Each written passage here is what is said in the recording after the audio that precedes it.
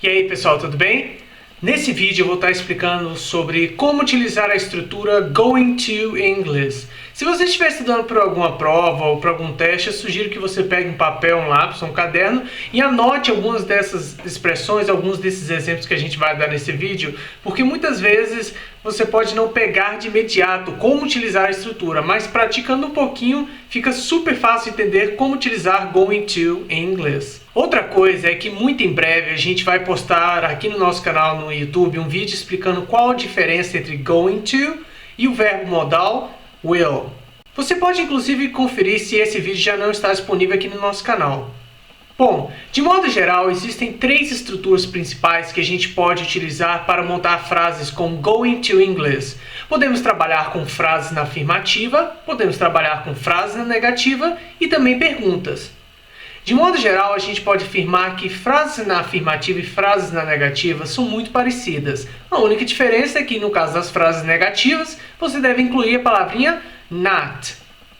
A estrutura geral que a gente utiliza, então, para poder montar frases com going to English é I am going to, she is going to, he is going to, it is going to, you are going to, we are going to, they are going to.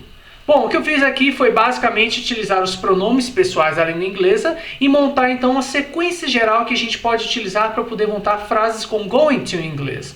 Nesse caso que eu apresentei agora há pouco, eu utilizei o verb to be no presente. Você também pode utilizar o verb to be no passado, ou seja, basta optar por uma das duas alternativas do verbo to be no passado, was ou were.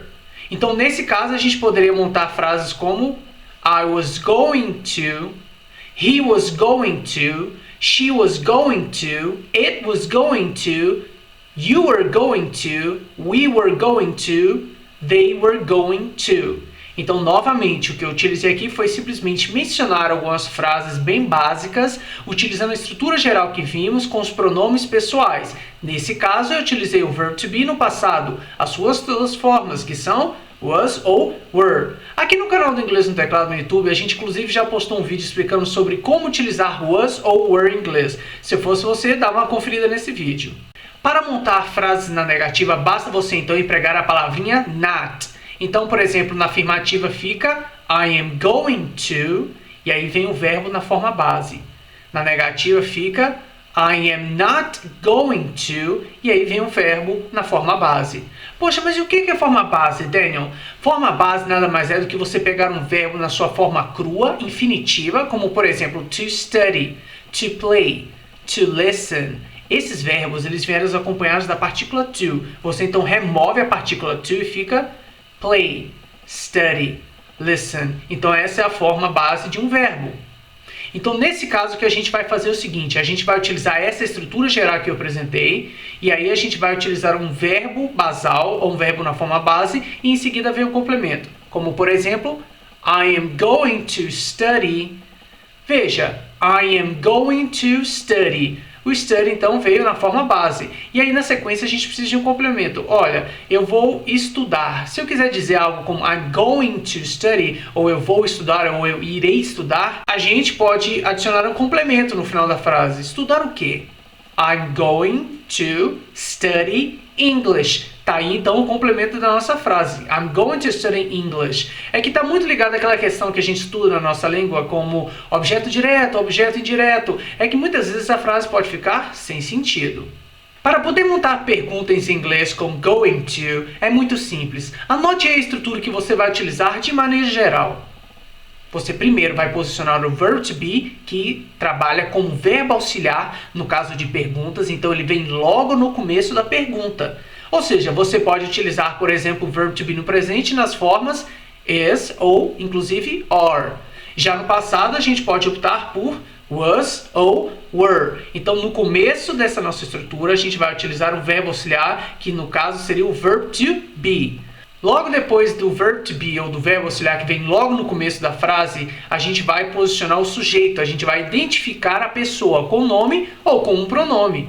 Então fica, por exemplo, are you, is he, were you, was he. Então tá. Retomando essa estrutura para perguntas, a gente vai ter então o verb to be no começo da pergunta. Logo na sequência veio um pronome pessoal ou nome, ou seja, o sujeito que a gente identifica na frase. Logo depois vem going to. E na sequência o verbo na forma base. Não se esqueça que depois do verbo na forma base, geralmente a gente combina um complemento. Isso porque, por exemplo, eu posso perguntar em inglês: Are you going to study English? Veja, are you going to study? Eu poderia até dizer Are you going to study? Mas apenas para poder ficar mais claro, ou seja, eu vou estudar o quê? Are you going to study English? Então eu quero saber se você vai estudar inglês. Veja uma próxima pergunta. Is John going to study English? Was Maria going to study English? Were Bob and Rachel going to study English? Então percebeu como essa estrutura geral para perguntas em inglês é uma mão na roda? Na frase Were you going to study English? Por acaso eu estou me referindo ao futuro? Não. Se eu utilizei o verb to be na forma passada, ou seja, was ou were, eu não estou me referindo ao futuro. Então, muito provavelmente, estou me referindo a algo no passado e eu quero saber se isso realmente ocorreu. Were you going to study English? Ou seja, seria algo como você ia estudar inglês? Então, caso você tenha alguma dúvida sobre como utilizar was e were em inglês, eu sugiro que você procure esse nosso outro vídeo que está disponível aqui no nosso canal no YouTube. Agora eu tenho que falar sobre um detalhe bem curioso, bem interessante que você tem que ficar ligado. A estrutura que eu apresentei aqui para perguntas de maneira geral utilizando going to em inglês, ela é válida quando estamos trabalhando com verbos. Isso porque a gente também pode empregar going to em inglês e na sequência vir uma palavra que não é um verbo. Um verbo na forma base, como eu apresentei na estrutura. Isso ocorre porque going to pode ser empregado em inglês não apenas quando a gente quer se referir a uma ação que será executada, algo que será feito no futuro. A gente também pode utilizar going to para se referir a algum local, algum destino que você tem em mente. Então, por exemplo, a gente pode colocar going to e logo depois vir o local que a gente está se referindo como destino. Então, por exemplo, eu posso perguntar em inglês: Are you going to Canada next year? Então eu quero saber se você vai para o Canadá no ano que vem. Are you going to Canada next year? Veja então que Canada não se trata de um verbo na forma base.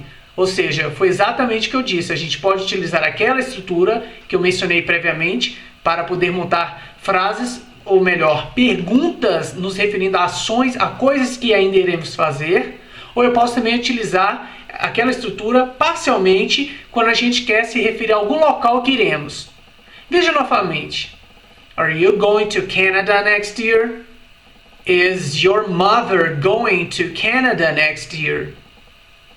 Are Bob and Rachel going to Canada next year? Então lembre-se, de modo geral, a gente pode utilizar going to mais um verbo na forma base para poder expressar que o que contém naquele verbo será feito no futuro. Ou a gente também pode utilizar going to mais algum local de destino. Agora que a gente já viu uma explicação sobre como utilizar going to nas frases em inglês, afinal de contas, para que serve going to? Muitos estudantes da língua inglesa ficam na dúvida porque eles tendem a traduzir muito as coisas em inglês. Ou seja, going to é sempre o sentido de vai ou vamos e por aí vai. Olha, eu prefiro dizer que going to é uma estrutura geral da língua inglesa para a gente poder expressar o futuro. Mas como assim o futuro? Pode ser um futuro breve ou no longo prazo, não importa. A ideia geral ao utilizar going to em uma frase é justamente essa, para expressar o futuro, seja de uma ação ou de algum destino, algum local, como a gente viu no exemplo anterior. Há muita discussão sobre quando exatamente utilizar going to em inglês. Alguns especialistas da língua inglesa, eles têm muita divergência sobre quando exatamente devemos empregar going to em inglês. Bom, o que eu resolvi fazer nesse vídeo foi apontar algumas circunstâncias, algumas ocasiões em que geralmente empregamos going to em detrimento de qualquer outra estrutura da língua inglesa que tenha a função de expressar o futuro. A primeira circunstância em que a gente pode utilizar going to em inglês é quando, por exemplo, a gente está falando de algo que já está programado. Algo já está planejado, ou seja, a gente já tem essa intenção no sentido de praticar uma ação. Então você, por exemplo, pode dizer em inglês: I'm going to drive to work today. Repetindo, I'm going to drive to work today. Tudo bem, algo vai ocorrer, você vai fazer algo. O que é exatamente que você vai fazer hoje? Today. Tudo bem, algo vai ocorrer no futuro como você explicou, Daniel. Mas o que é que vai ocorrer no final das contas? Eu vi que você utilizou I, o pronome eu em inglês. E na sequência você utilizou o verbo drive, que significa dirigir. Você vai dirigir para algum local, até porque você disse I'm going to drive to work, que entregou o local, no final das contas você vai dirigir para algum destino. I'm going to drive to work today. Ah, mas isso significa que você vai dirigir. É como se fosse eu vou dirigir para o trabalho hoje. É, porque na língua portuguesa a gente pode optar por eu vou. Mas pode ser que em alguma outra ocasião esse tipo de tradução não se enquadre. Então a frase que eu disse foi I'm going to drive to work today. Today entrega que é hoje. Eu vou dirigir para algum local que é o meu trabalho. I'm going to drive to work today. Veja que isso é algo previsível. Se o trabalho é meu, se o carro é meu, se a vida é minha, eu que defino o meu dia a dia. E isso se trata de algo planejado. Outra circunstância em que é muito comum o uso de going to em inglês é quando estamos tratando de evidências. Ou seja, por exemplo, você tem a sensação de que vai chover ou de que vai nevar. Por algum motivo, se baseando na sua experiência prévia, ou seja, na sua bagagem de mundo, você crê que vai chover ou que vai nevar. Então você pode dizer algo em inglês como It's going to snow. Ou I think, eu acho, I think it's going to rain. Então eu acho que vai chover. Repetindo, I think it's going to snow. I think it's going to rain. Então você está se baseando na sua experiência, na sua bagagem de vida, como se fosse uma espécie de evidência de que algo vai ocorrer daqui a pouco.